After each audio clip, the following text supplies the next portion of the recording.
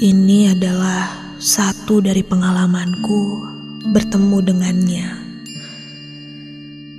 Entah kebetulan atau memang aku punya kelebihan, yang jelas semua yang pernah aku lihat itu memang nyata adanya.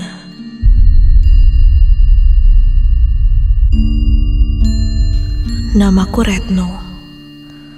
Kali ini aku akan bercerita pengalamanku bertemu dengan makhluk halus di rumah tua milik bibiku yang ada di kota Bandung. Hari itu tepat liburan tahun baru. Aku dan keluargaku berniat menengok bibiku yang sedang sakit. Bibiku tinggal di sebuah rumah tua yang bisa dibilang bekas peninggalan Belanda, dengan arsitektur yang masih utuh khas rumah zaman dulu. Bisa dibilang rumah bibiku cukup luas, dengan halaman parkir yang cukup luas. Dan yang mencirikan rumah ini adalah peninggalan Belanda adalah hampir di setiap ruangan memiliki jendela yang besar.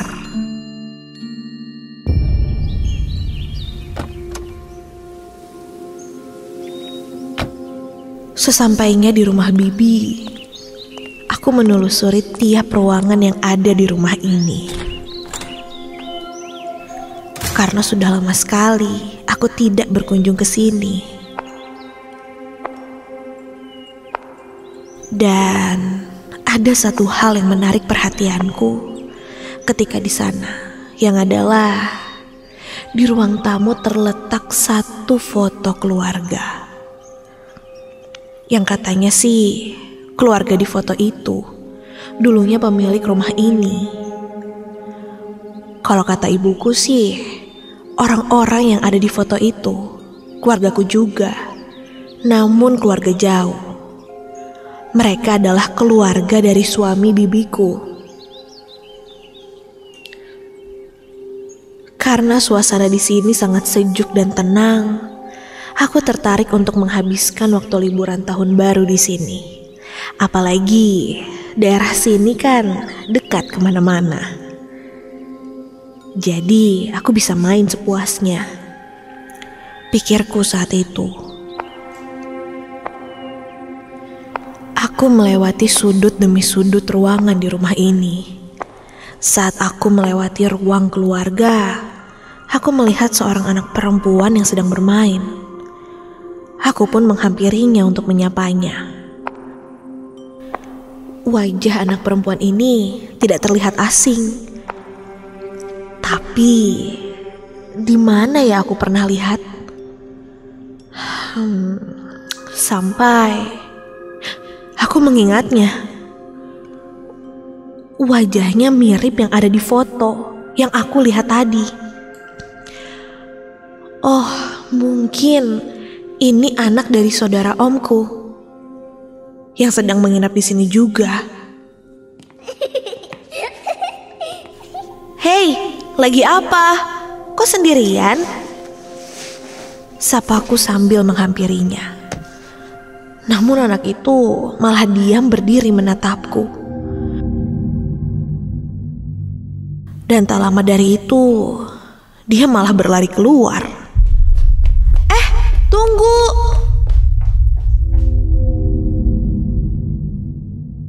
Ya, mungkin dia takut denganku dan menganggapku orang asing.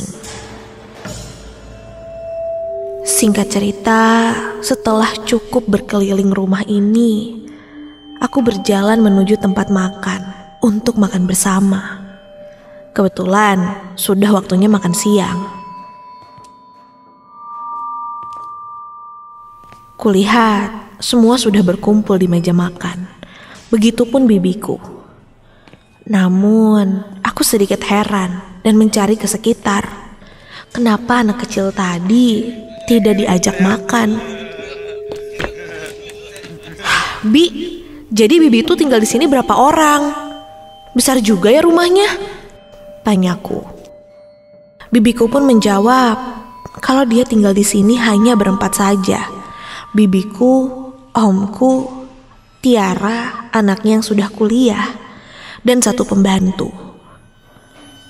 Mendengar hal itu, aku pun sedikit terdiam dan langsung bertanya, kalau anak kecil perempuan yang tadi main di ruang tengah itu siapa, Bi? Keponakan Om ya?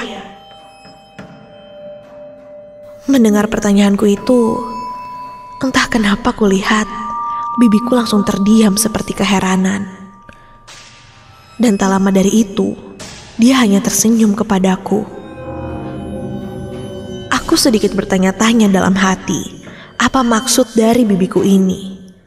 Namun, tak lama dari itu, bibiku pun langsung mengalihkan pembicaraan.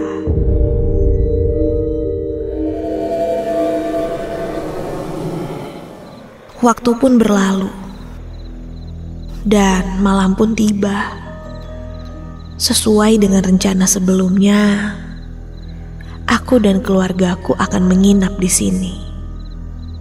Sambil menemani kondisi bibi yang kurang sehat, ayah dan ibu tidur di kamar lantai bawah dekat kamar bibiku. Sedangkan aku tidur di kamar Tiara yang ada di lantai 2. Karena kebetulan saat itu kamarnya sedang tidak dipakai. Tiara tidak pulang, sedang ada acara di kampusnya. Kamar Tiara bisa dibilang sangat luas karena memiliki luas ruangan yang besar. Dan seperti yang kubilang di awal tadi, hampir setiap ruangan pasti ada jendela yang cukup besar. Dan di kamar Tiara ini terdapat jendela kaca yang besar dan sebuah balkon dengan pemandangan langsung keluar rumah. Aku pun mencoba membuka pintu balkon itu. Karena tadinya agar udara di kamar menjadi lebih sejuk. Dan ketika aku buka,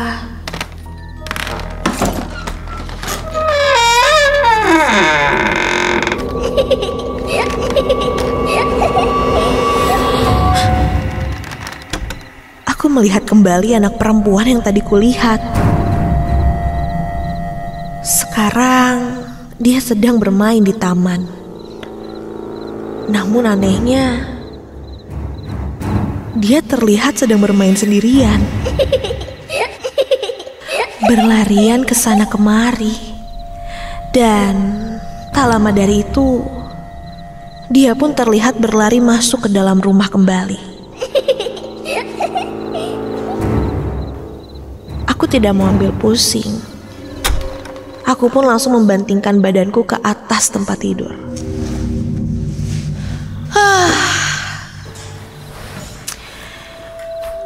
Nyaman banget nih. Dingin pula. Rasa nyaman membuat mataku kini terpejam. Sampai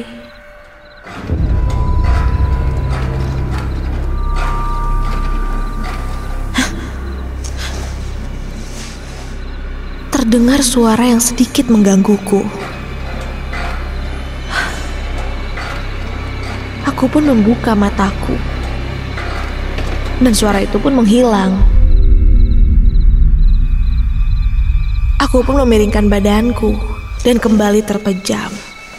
Tak lama,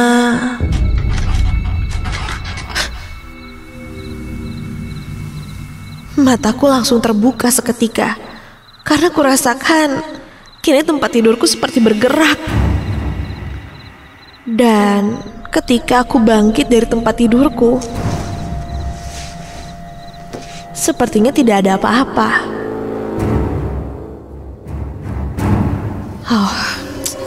Mungkin aku mengigau.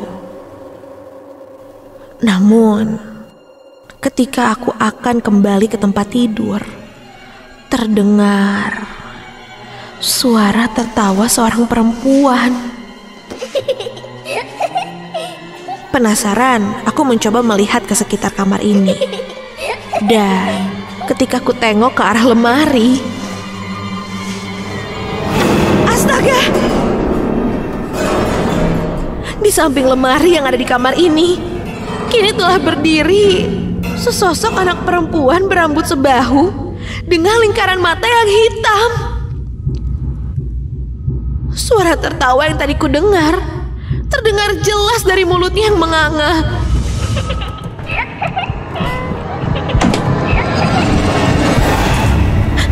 Anak perempuan itu memakai baju dress berwarna merah. Bukan, tapi dress putih. Iya, dress berwarna putih yang telah berdarah di sekujur tubuhnya. Dan tiba-tiba saja sekarang dia terlihat menangis meringis ketakutan. Aku hanya bisa terdiam tak berdaya melihat sosok itu, sampai seperti ada yang menarik sosok anak kecil itu, dan sosok itu pun menghilang. Melihat itu, aku pun langsung berlari keluar kamar dan membangunkan orang tuaku.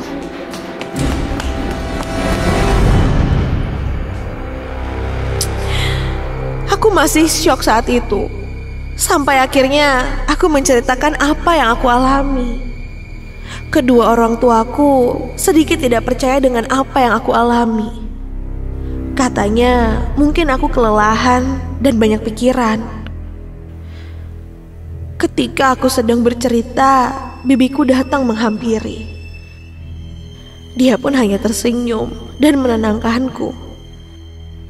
Bibi hanya berpesan padaku untuk membaca doa sebanyak-banyaknya dan melupakan kejadian ini. Entah apa yang dimaksudkan Bibi pada malam itu. Yang pasti, aku merasakan dia menyimpan sesuatu dariku yang mungkin tidak bisa dia ceritakan. Dan untungnya, semenjak kejadian itu, aku sudah tidak pernah bertemu lagi dengan sosok itu.